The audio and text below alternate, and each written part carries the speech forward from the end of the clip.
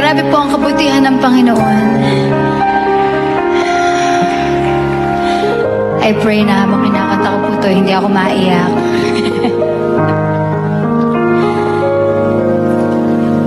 Kasi minsan, may expectation tayo kay Lord na parang good lang siya kapag in-answer niya yung prayers natin, ano. Pero alam niyo po ba na may mga dalangin hindi sinasagot ang Panginoon na biyaya din?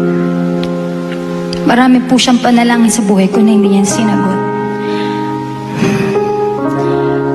At alam ko, nung lumipas na yung panahon, inadya ko ng Panginoon sa kapahamakan pala.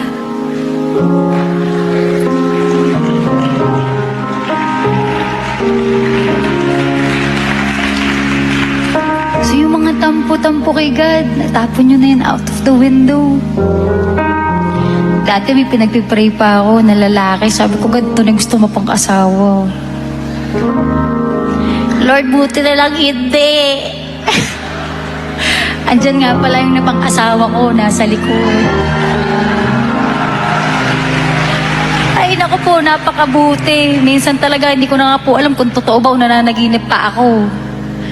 Napakabait. Thank you, Lord. Na iba ang gusto mo para sa akin. At nung ako'y naghintay, binigay mo in time.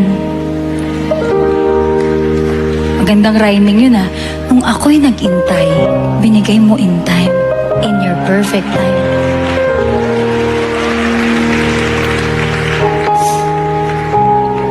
Nabalitaan niyo po ba yung concert ko, yung Biyaheng 20 sa Pilipinas? Kaninang umaga po, na-sold out na po ang day 2 sa Araneta. Araneta show for my 20th anniversary. God is so good.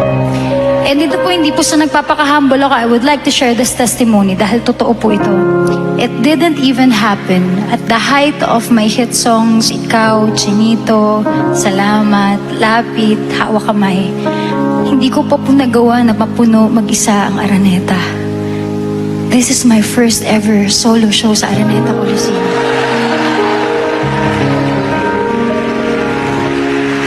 His perfect time.